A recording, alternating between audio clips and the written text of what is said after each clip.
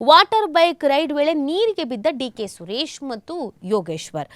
ಚನ್ನಪಟ್ಟಣದಲ್ಲಿ ಭಾನುವಾರ ಕೃತಜ್ಞತಾ ಸಮಾವೇಶ ಮುಗಿಸಿದ ಡಿಸಿಎಂ ಡಿಕೆ ಶಿವಕುಮಾರ್ ಅವರು ತಾಲೂಕಿನಲ್ಲಿರುವ ಕಣ್ವ ಜಲಾಶಯದಲ್ಲಿ ಶಾಸಕರು ಮುಖಂಡರ ಜೊತೆಗೆ ಜಾಲಿ ರೈಡ್ ನಡೆಸಿದ್ರು. ಕಣ್ವ ಜಲಾಶಯದಲ್ಲಿ ಒಂದೇ ಬೋಟ್ನಲ್ಲಿ ಡಿಕೆ ಶಿವಕುಮಾರ್, ಶಾಸಕರಾದ ಬಾಲಕೃಷ್ಣ, ಕದಲೂರು ಉದಗಿ, ಶ್ರೀನಿವಾಸು ಹಾಗೂ ಎಂಎಲ್ಸಿ ರವಿ ಬೋಟ್ ರೈಡ್ ನಡೆಸಿದ್ರು. ಮತ್ತೊಂದು ಕಡೆ ಮಾಜಿ ಸಂಸದ ಡಿಕೆ ಸುರೇಶ್ ಹಾಗೂ ಶಾಸಕ ಸಿಪಿ ಯೋಗೇಶ್ವರ್ ಸಹ ವಾಟರ್ ಬೈಕ್ ರೈಡ್ ಅನ್ನು ನಡೆಸಿದ್ರು. ಸಿಪಿಐ ಹಿಂದೆ ಕೂರಿಸಿಕೊಂಡು ಸುರೇಶ್ ಅವರು ವಾಟರ್ ಬೈಕ್ ಓಡಿಸಿದ್ರು. ಈ ವೇಳೆ ಆಯ ತಪ್ಪಿ ಡಿಕೆ ಸುರೇಶ್ ಹಾಗೂ ಸಿಪಿವೈ ನೀರಿಗೆ ಬಿದ್ರು. ನಂತರ ಈಜಿ ದಡ ಸೇರೋದು. ಒಂದು ಸ್ವಲ್ಪ ಹೊತ್ತು ಅಲ್ಲೆಲ್ಲ ಸ್ವಲ್ಪ ಗಾಬರಿ ಆದ್ರು, ಅಯ್ಯೋ ಏನಾಗ್ಬಿಡ್ತಪ್ಪ ಅಂತ. ಬಟ್ ಈಜು ಬರ್ತಿತ್ತು, ಇಬ್ರು ಈಜಿ ದಡ ಸೇರಿದ್ರು. ಈ ವಿಡಿಯೋ ಎಲ್ಲ ಸಾಮಾಜಿಕ ಜಾಲತಾಣದಲ್ಲಿ ಸಿಕ್ಕಾಪಟ್ಟೆ ವೈರಲ್ ಕೂಡ ಆಗಿದೆ.